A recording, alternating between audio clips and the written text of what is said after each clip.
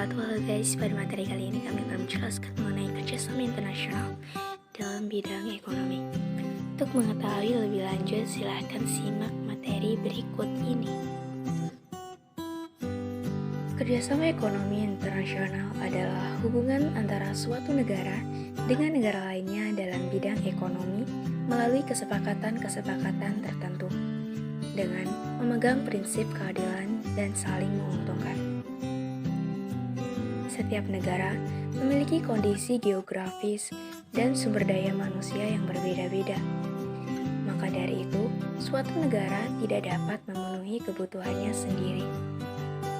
Kondisi tersebut yang menjadi satu di antara faktor pendorong bagi negara-negara untuk melakukan kerjasama ekonomi internasional. Kerjasama ekonomi internasional didasari kepentingan tertentu untuk dapat meningkatkan kesejahteraan ekonomi, pertumbuhan ekonomi, dan peningkatan struktur kegiatan ekonomi nasional. Tak hanya itu, kerjasama ekonomi internasional dilakukan untuk memenuhi kebutuhan rakyat dan kepentingan negara. Perlu diketahui, kerjasama internasional yang satu ini tidak sama dengan perdagangan internasional. Kerjasama ekonomi internasional cakupannya lebih luas. Hal itu karena kerjasama adalah kerjasama antar negara di bidang ekonomi dengan tujuan untuk meningkatkan kesejahteraan ekonomi, pertumbuhan ekonomi, hingga struktur kegiatan ekonomi nasional. Tujuan kerjasama ekonomi antar negara meliputi hal-hal berikut. 1. Memenuhi kebutuhan dalam negeri akan barang atau jasa. 2. Memperluas pasar hasil produksi, barang dan jasa atau memajukan perdagangan dunia. 3. Mendorong peningkatan produktivitas hasil produksi. 4. Memperluas lapangan kerja. 5. Menambah devisa negara. 6. Mendistribusikan manfaat sumber daya. 7. Mengurangi ketimpangan antara negara maju dan negara berkembang. 8. Mempercepat pembangunan ekonomi dunia. 9. Meningkatkan kualitas hidup bangsa-bangsa di dunia. Manfaat kerjasama ekonomi internasional di antaranya, yang pertama, memperkuat dan meningkatkan kerjasama ekonomi, perdagangan, dan investasi di antara para anggota. Yang kedua, meliberalisasi secara progresif dan meningkatkan perdagangan barang dan jasa, serta menciptakan suatu sistem perdagangan yang transparan dan mempermudah investasi.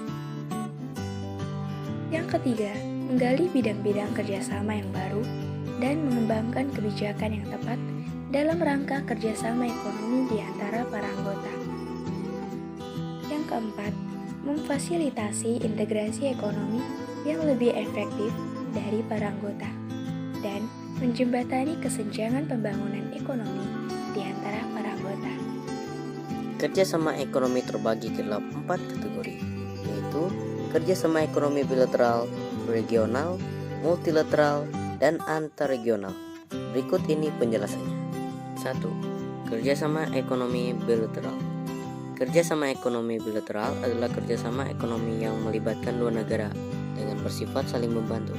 Contoh, kerjasama ekonomi antara Indonesia dengan Malaysia, Indonesia dengan Inggris, Indonesia dengan Amerika, dan sebagainya. 2. Kerjasama ekonomi regional.